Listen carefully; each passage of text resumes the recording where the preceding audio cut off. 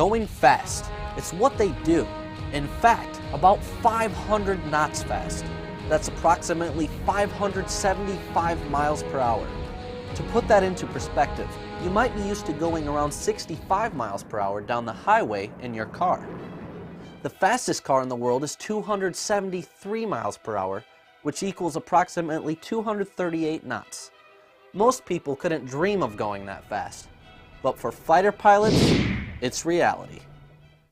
I think that being probably the biggest challenge in flying F-18s is just the speed the aircraft moves. You're covering over 8 miles a minute going that fast, so you just have to be thinking so far out in front of the jet, and not only are you just flying the jet, but you're trying to operate the systems to accomplish your mission, which ultimately is supporting the Marines on the ground.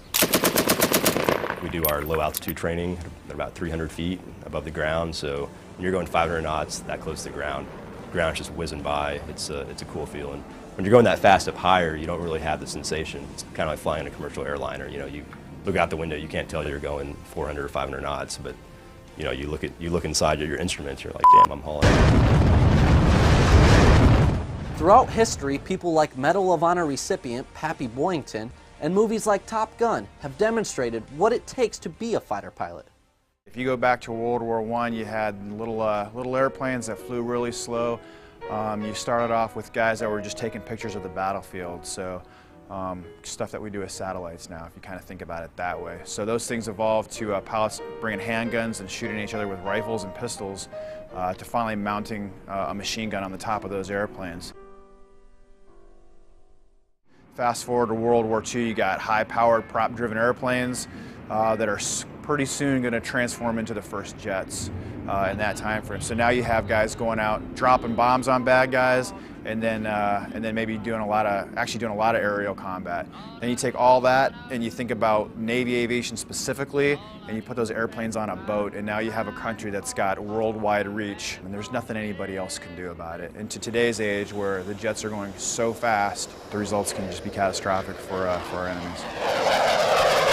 These Marines fly the F/A-18 Hornet, an aircraft that has a giant arsenal.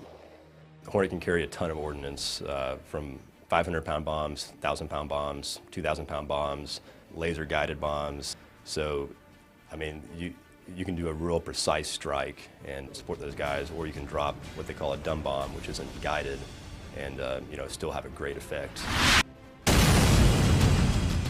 Kill a lot of the enemy if necessary. So the Hornet has a great capability. Also has a 30mm cannon in the nose that holds about 600 rounds, which is really fun to fire. As fast movers, they have to concentrate on hitting their target at plus or minus 3 seconds. All the while, the pilot is enduring some significant physical stress. This stress is known as the G-force, or gravitational force, which is the measurement of acceleration felt as weight.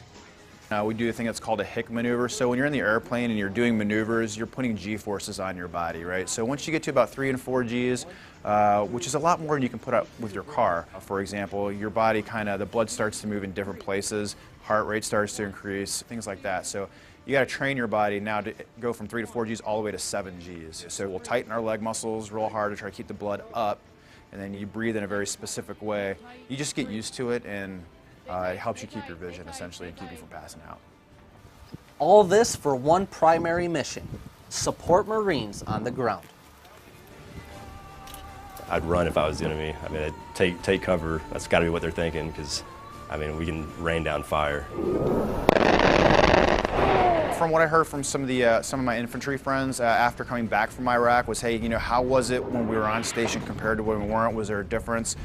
Basically what they all told me is once they can hear the jet noise on station, they don't come out, they don't fight, they go hide. So just imagine if you were 7 foot tall, 400 pounds, and you're fighting kindergartners. And now these and dozens of other Marine fighter pilots are strapped inside one of the U.S.'s fastest, fiercest, and most lethal combat weapons.